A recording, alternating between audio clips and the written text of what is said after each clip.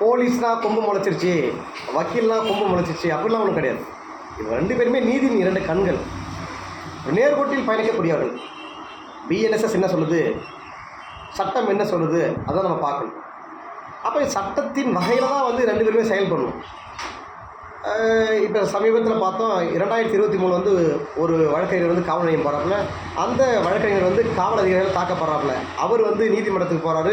இப்போ நீதிமன்றத்தின் தீர்ப்பின்படி ஒரு ரிட் ஃபைல் பண்ணுறாப்புல. அதன் அடிப்படையில் வந்து இப்போ அந்த சமீபத்திய எஸ்பியாக இருக்கக்கூடிய ஸ்டாலின் வந்து 6வது குற்றவாளியாக வந்து அந்த சம்பவத்தில் வர்றாப்புல. அப்போ இதுலேருந்து என்ன தெரியுது, சட்டம் எல்லாருக்கும் சமந்தான். மன்னாதி மன்னனாக இருந்தாலும் அடிக்கட்டு மண்ணாங்கட்டியாக இருந்தாலும் சரி, சட்டம் எல்லோருக்கும் ஒன்று தான்.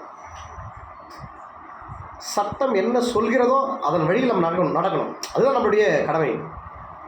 அதை விட்டு போட்டு நான் காக்கி சட்டை போட்டுட்டேன், நான் அப்படி தான் பேசுவேன், மிடுக்காக பேசுவேன் அப்படின்னா எங்கே நிற்கணுமோ அங்கே நின்று தான் ஆகணும். நான் கருப்பு கவுன் போட்டேன், நான் பெரிய ஆள் அப்படின்னா எங்கே நிற்கணுமோ அவங்க நின்று தான் ஆகணும். அப்போ நிலை உணர்ந்து, சட்டத்தின் நிலை உணர்ந்து, ஒருமித்த கருத்தோடு ஒரு மக்கள் சர்வீஸ் மைண்டோடு நம்ம இருக்கும்போது தான் பாதிக்கப்பட்ட மக்களுக்கு மிக எளிதில் அவர்களுக்கான உரிய நீதி கிடைக்கும். நீ பெரியவன் நான் பெரியவன்ற ஒரு ஆர்கியூமெண்ட் வேணாம்.